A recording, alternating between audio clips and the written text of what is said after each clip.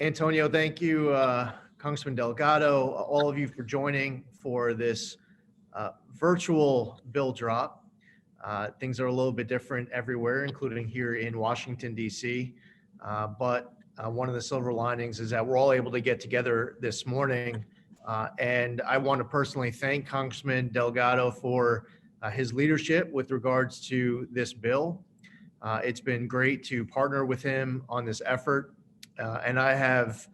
We have seen from the east end of Long Island, the media clippings, and time and again, you have found opportunities to promote this initiative, which isn't just fighting for the residents, the local governments of New York 19, but it also helps the taxpayers here in New York 1 and our local governments.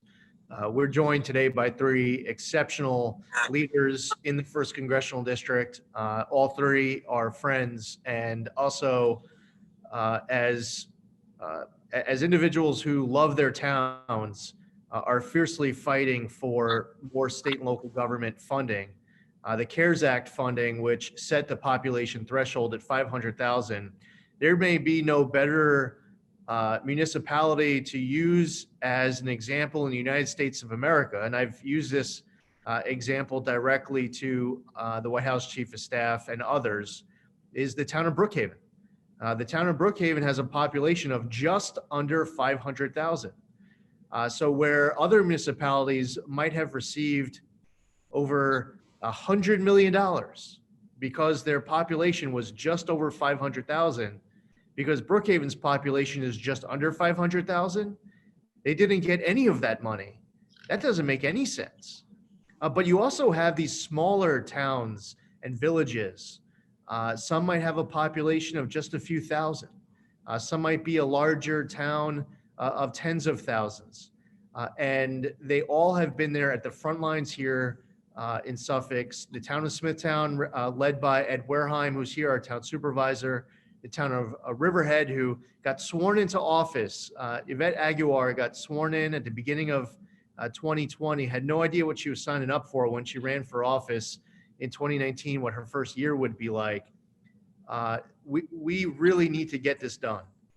We need to both get additional funding in a bill soon for state and local governments, and we need to include the Direct Support for Communities Act, and without any minimum population threshold, to ensure that all of these local municipalities, large and small, get the funding that they need because they are on the front line doing important work, and it's a direct benefit, not just for those frontline workers in their municipalities, but also the taxpayers.